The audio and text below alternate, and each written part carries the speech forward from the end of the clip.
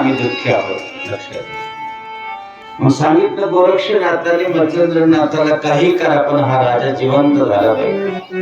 तोपर्यंत राजा दुसऱ्या योनीमध्ये जन्माला आला होता. मग सांगितलं आता करायचं काय नाही, काही केलंच पाहिजे. आपण साधू आहोत, जगाच्या कल्याणासाठी आपलं जीवन आहोत, म्हणजे मग एकच करावं लागेल, या देहात आपल्याला राजाचा प्रवेश करावा लागेल.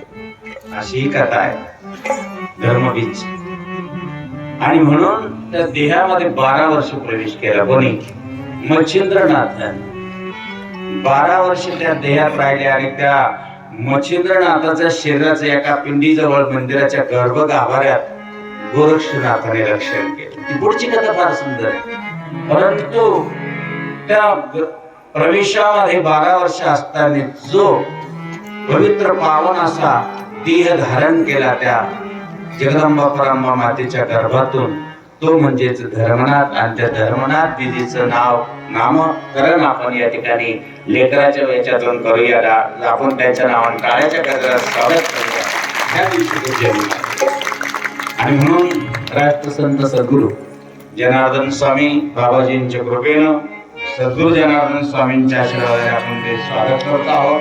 खूप आनंदानं टाळ्या वाजवायच्या.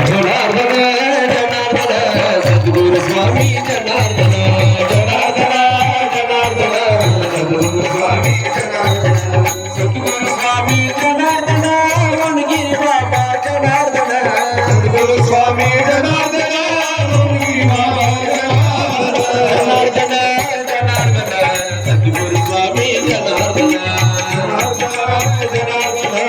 सद्गुरु स्वामी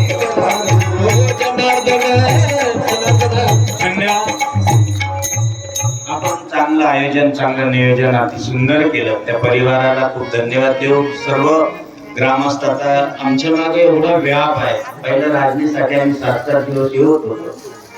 आता पूर्ण महाराष्ट्राचं संत समाजाचं पूर्ण एक भार आमच्यावर आला आणि पर्वत आमच्याकडे आला, जुना आकडा आमच्याकडे आला. आणि त्यामुळे सर्व संतांचं दररोज धावपळ करता करता जालन्यापर्यंत, राजनीपर्यंत यायला वेळच भेटत नाही. वर्ष वाट पाहावं लागली. मध्ये आला तो, मध्ये काय म्हणतात त्याला, कोरोना मध्ये आला होता. पण तो आला तसा गेला. का आमच्या राजनीला काही करू शकला नाही, कारण इथं बाबाजी प्रत्यक्ष आहे. थोडंफार होतं, थोडाफार त्रास झाला असेल काही लोकांना, परंतु एकच आहे, इथं अनुष्ठान झालेलं आहे. इथं अधिष्ठान आहे, इथं आदिमाया शक्ती आहे, तुळजा भवानीचं मंदिर आहे. म्हणून आपण पूजा करावी. बाबाजींचंही आता बघा, निफाडला तुम्ही कारखान्यावर आले होते.